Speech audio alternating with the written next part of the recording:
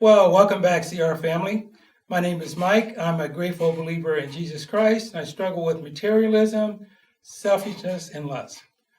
Today, we're going to hear a testimony from Concepcion. So, again, we hope you enjoy it. Uh, Clear your table, sit down, grab a bowl of popcorn, and enjoy the testimony. Thank you. So this week we're going to hear from Lisa, and again I'm reading her testimony from Life's Healing Choices. And so she says, "My name is Lisa. I'm a believer who's recovering from overeating and sexual abuse. I'm also married to a recovering sex addict. This is my story of how taking the third choice of recovery to commit my life and will to Christ's care and control, accepting Christ as my Lord and Savior, has freed me from my past hurts, hangups, and habits. My parents split up when I was 9 years old. My mom left in the middle of the night, taking nothing with her, including my brother and me. We didn't see her again for about 1 year. When we were reunited with Mom, her new boyfriends abused me, both physically and sexually. It was not uncommon for me to see my mom being beaten by her men friends. I can remember the feeling of being totally helpless to stop it. Even when I called the police, she would send them away.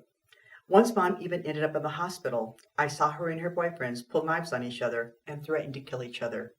While fighting with my mom, one of her boyfriends smashed an ashtray on the kitchen counter and cut his hand with the glass. He took me and my brother to our room and spread blood all over the door. He said that if he hurt us or if we came out of the room, he would kill us. From our room, we could hear Mom screaming and crying. Then one day, while I was home alone with him, he molested me. I was 12 years old. After that, I began to shake anytime he or any adult man would get near me. I frequently had horrible nightmares. I learned that love meant being abused and giving sex. I started doing drugs, drinking, and being promiscuous at age 15. I would do anything to try to stop the pain and to be loved by someone, anyone. I got married when I was 19, and that was the last day I saw my mom. Not because she didn't approve of my marriage, which she didn't, but because she was murdered 5 days later. She was stabbed to death in her home in the middle of the night. Whoever did it set fire to her home in an attempt to cover up the murder. Today, more than 25 years later, her murder remains unsolved. It was undoubtedly a result of the many violent relationships my mom chose with men. My first marriage was short-lived but produced great rewards. My two sons, Eric and Jason. My husband was volatile and a periodic blackout drinker. He would call me in the middle of the night from wherever he was drinking. He would tell me to get up and leave because he was bringing his new girlfriend home. He was very controlling and told me what clothes to wear, how to fix my hair, and whether I could work or not work. He would not allow me to have any friends. After our divorce, I stayed single for 4 years. I dated and chose to sleep with many different men. I became pregnant 2 times during this destructive period of my life. My way of dealing with the first pregnancy was to have an abortion. I gave my second baby up for adoption. I cannot begin to share the shame and guilt I felt over those 2 decisions. Today I know the cost of my sin. The only way I can live with my past mistakes is through God's grace and complete forgiveness. My second marriage was worse than the first. I chose the same man, just a different name and face. He drank and did drugs. He called me foul names and frequently threatened to hurt me.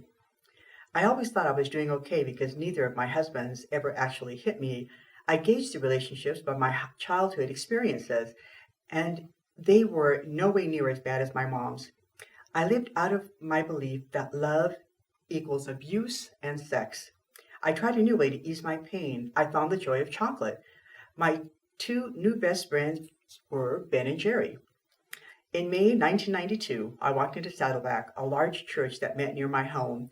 I was in the middle of my second divorce from an alcoholic, abusive, sexually addicted husband, and I had not been in a church in about 10 years.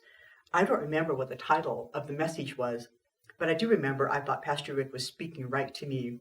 How did he know that what I was going through? I cried through the whole service. I felt warmth and love from the church members, and after the service, I realized I had found my new church home. I had just met Peter, a guy who had a newspaper route at the same warehouse where I worked. He was cute, sweet, and made me laugh. We began meeting after our routes for coffee and donuts. I soon learned that Peter drank and that a wall in his room was covered with pornography. But by this point in my life, I thought all men were like this, so it seemed normal to me. Besides, I thought I could eventually love him enough to change him. I invited Peter to church one Sunday and he agreed to go. He was very apprehensive because he had been raised in a legalistic Christian church. He had walked away from God long before he met me. At this point, he had really long hair and earrings. He smoked, drank, and there was the pornography. He was sure they would not even let him in the front door of the church. He was shocked to be greeted and welcomed, and he loved the church as much as I did. However, because we were living together, we eventually felt too guilty to keep attending. Peter decided we should stop going, and as his good, codependent girlfriend, I agreed. It did not take long for our relationship to become pretty miserable. I began to resent Peter's pornography and drinking. I was working 2 jobs while Peter worked part-time and took care of my 8 and 10-year-old sons. He took them to and from school, cleaned house, and did the laundry. Sometimes I would come home from work and find that he had spent the whole day watching adult videos. My resentment and anger grew. I finally found a way to let Peter know how I felt. I made the choice to have an affair with an old boyfriend. I wanted to hurt Peter as much as his magazine girlfriends had hurt me. I had tried everything to be whatever Peter wanted in a woman. I even rented the videos for him. However, deep down, I felt degraded and unloved. I was not pretty enough, thin enough, or sexy enough to compete with the women in the videos. As our relationship continued to fall apart, we remembered Saddleback, the church we had loved so much. We knew they had pastors on call for counseling. We called and made an appointment. That weekend, we attended church again for the first time in about 6 months. Pastor Rick was doing a series of messages about recovery. A man gave his testimony about being an alcoholic and how God had transformed him and saved his marriage. God had given him a vision for a Christian recovery ministry. He called it Celebrate Recovery. It had started at Saddleback about a year earlier. During this sermon series on recovery, Pastor Rick had people share how God was transforming their lives through Celebrate Recovery. By God incidents, my new word for coincidence, the man who gave his testimony that Sunday just happened to be the pastor on call when Peter and I came into the church office for help. His name was Pastor John Baker. We shared everything that had happened in our relationship and how we wanted to get married in the church. Pastor John was very compassionate and lovingly confronted us about the way we were living. He told us that if we wanted to get married in the church, we needed to stop living together. He said that we had to remain abstinent until after we were married. During our session, I talked about being sexually abused as a child. I also told Pastor John that there was a period of time in my childhood that I could not even remember. John recommended that we both begin attending the church's recovery program and that I see a Christian therapist. The day before my appointment with the therapist, I had a conflict with Peter. He had been trying to be abstinent, but we're still sleeping in the same bed. Talk about insanity. I woke up in the middle of the night with Peter not wanting to take no for an answer. The next day, I confronted Peter and told him I thought he was a sex addict. I had heard about it on a radio program while driving home from work. All of Peter's behaviors fit the description of someone struggling with sexual addiction. Peter completely denied that sexual addiction was his problem. He just had a high sex drive. I remembered hearing that from my first husband, too. I asked Peter to go with me for my first counseling appointment. I told him I wanted him to come because I was afraid to go by myself. The truth was, I had told the counselor that the only reason I was making an appointment was because my boyfriend thought I needed help. But I didn't. We arrived and I spilled out my whole life story to this sweet woman. She listened and showed so much compassion that I believed I could trust her. At the end of our session, Peter said, "By the way, do you know anything about sexual addiction?" It was her specialty, another God incidence. She gave Peter some material about sexual addiction and told him to read it. After reading the material, Peter admitted he was a sex addict and wanted to get help. He began attending secular sex addict meetings because the Celebrate Recovery sexual addiction group had not yet started.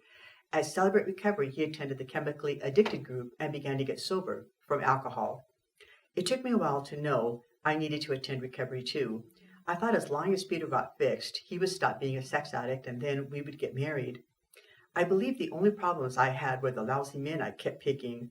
My therapist recommended I start attending the Celebrate Recovery group for sexual abuse. I went under protest. Then I realized I could check up on Peter and make sure he was going to his group. I loved that idea. The first night I was petrified. I could not share. I was very shy and hated it when people would look at me when I talked. After a month or so of attending the group, a woman shared her life story through her own words. It was her life, but it was exactly like mine. I could not believe it. I felt like it was a sign from God that I was safe and that I could safely share too.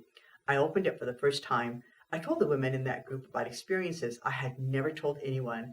I had believed those things were in the past and no longer affected me. The pain and tears were overwhelming, and at times I did not think could continue. However, being a part of that group and sharing openly with these women was a life-changing event for me. They knew all about me and still loved and accepted me. Within the next few months, Celebrate Recovery started a sexual addiction group. Peter began getting sober from his sexual addiction as well as alcohol. We committed to being abstinent even though we were living together. Peter made a room in the garage, and his mom even sent him a heated blanket so he could be warm out there in the winter. We quit smoking too, but I was not about to give up my chocolate. One night we had an argument about continuing to live together even though we were being abstinent. Peter was struggling with employment, and I did not think he was trying hard enough to get a job so he could move out.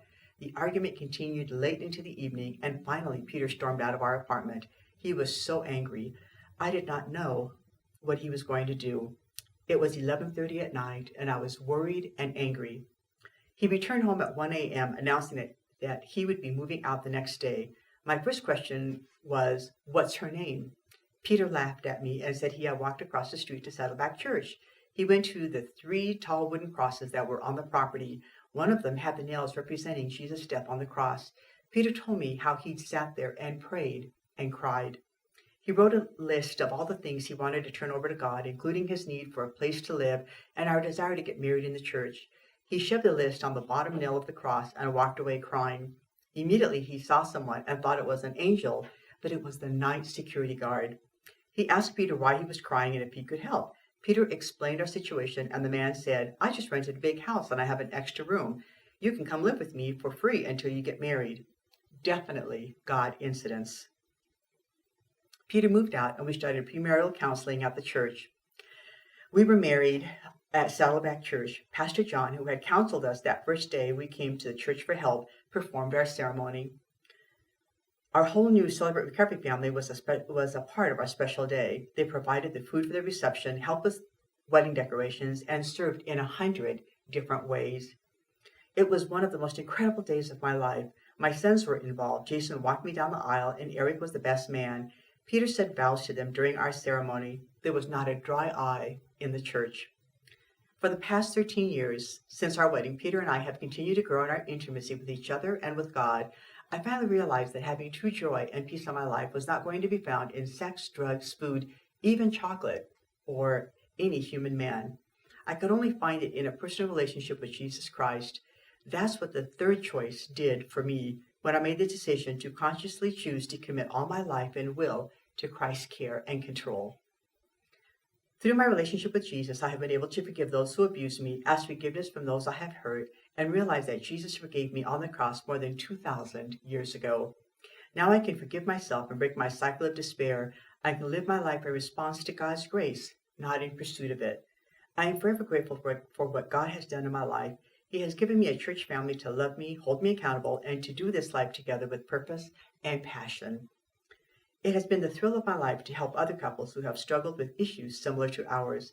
God has turned my sorrow and pain into joy and a purpose for living. The following has become one of my life's verses. He turned my sorrow into joy. He took away my clothes of mourning and clothed me with joy. Thank you for letting me share. Let me take a moment now and read the Serenity Prayer. God, grant me the serenity to accept the things that cannot change, the courage to change things that can, and the wisdom to know the difference. Living one day at a time, enjoying one moment at a time, accepting hardship as a pathway to peace, taking as Jesus did this sinful world as it is, not as I would have it, trusting that you will make all things right if I surrender to your will, so that I may be reasonably happy in this life and supremely happy with you forever in the next. Amen. God bless you all, and we'll see you next week.